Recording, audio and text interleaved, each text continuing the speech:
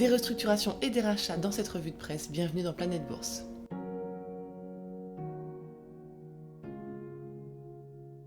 On commence avec l'Australie, réaction en chaîne après la faillite de Greensill Capital. Hier, le titre de l'Australien IAG abandonnait 10% sur fond d'inquiétude et poussait l'assureur à rassurer ses investisseurs. Il nie toute exposition aux prêteurs britanniques. Trop de pétrole chinois tue les raffineurs occidentaux. BP et ExxonMobil quittent l'Australie car ils ne peuvent pas concurrencer l'afflux bon marché de PetroChina et Sinopec.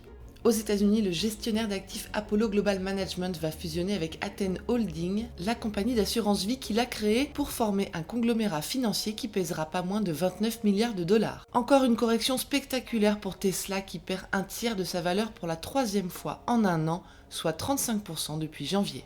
Et on apprend dans le Financial Times que pas moins de 7% des actions de Tesla, soit 48,5 milliards de dollars, étaient détenues par des ETF en 2020. Burger King essaye de faire de l'humour mais ça passe mal. Pour souligner le manque de femmes chefs dans la restauration, hier le fast-food s'est fendu d'un tweet provocateur. La place des femmes est dans la cuisine, rétropédalage rapide après le tollé sur les réseaux. IonQ, la start-up d'informatique quantique, veut entrer en bourse en fusionnant avec le SPAC DMY Technology Group. Dans cette opération à 2 milliards de dollars, elle deviendrait la première société cotée du genre. Et nouvelle tentative d'IPO pour Frontier Airlines, la compagnie américaine low cost qui avait mis son projet d'introduction à l'arrêt au début de la pandémie.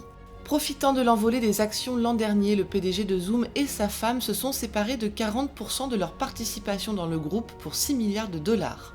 Citigroup confie ses rênes à Jane Fraser. Elle aura la tâche de simplifier la troisième plus grande banque des États-Unis et de lui rendre ses lettres de noblesse abandonnées au profit de Goldman Sachs et Morgan Stanley. La frénésie c'est bien mais ça ne fait pas tout. GameStop entame une grande transformation numérique pour hisser son modèle à la hauteur de ses actions. En Asie, comment Toyota fait-il pour passer outre la pénurie de semi-conducteurs ? Reuters nous apprend que depuis la catastrophe de Fukushima, le constructeur a obligé ses fournisseurs à stocker entre 2 et 6 mois de puces et se permet aujourd'hui de revoir ses bénéfices à la hausse de 54%, de quoi inspirer ses rivaux. Jardine Matheson, l'un des plus vieux empires commerciaux de Hong Kong, entame une vaste restructuration pour simplifier sa structure faite d'actionnariat croisé. Il retire de la cote sa deuxième plus grande unité, Jardine Stratégique, par un rachat à 5,5 milliards de dollars. Le détaillant américain Gap envisage de céder ses activités en Chine, qui représentent environ 5% de son chiffre d'affaires net global.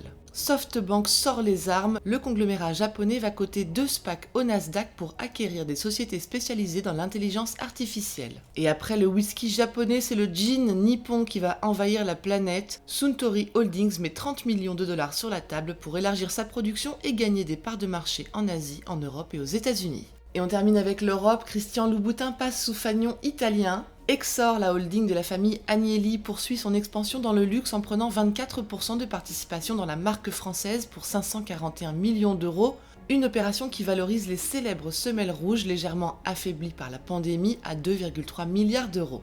C'est lui ou c'est moi, c'est en substance ce qui se passe à la tête de British Telecom où le directeur général menace de partir si le président ne prend pas sa retraite. Incommodé, le groupe doit maintenant gérer tant bien que mal la communication autour de l'incident. Standard Life Aberdeen, le deuxième gestionnaire d'actifs du Royaume-Uni qui déplore plus de 16% de chute de son bénéfice, réduit son dividende d'un tiers pour 2020 et le directeur général de s'empresser de promettre une vaste réduction des coûts pour les années à venir. Et enfin, plus de 20 ans après l'affaire Jean-Marie Messier, Vivendi doit encore en gérer les retombées. Un groupe d'investisseurs demande 1,2 milliard de dollars de dommages et intérêts dans le cadre d'un procès pour fraude et fausses déclarations financières. Voilà ce qu'il fallait lire aujourd'hui sur les Unes du Monde. À demain.